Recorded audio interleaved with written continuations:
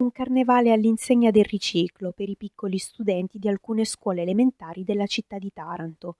È questo l'obiettivo del progetto sostenibile che mira ad educare le nuove generazioni al rispetto dell'ambiente attraverso il riuso dei materiali riciclabili. Michele Elmo, responsabile dell'associazione Tutto Intorno a Noi APS ed organizzatore della manifestazione, ha raccontato come la presenza dei docenti e delle famiglie sia fondamentale per mostrare, attraverso le attività ludiche, l'importanza della differenziata.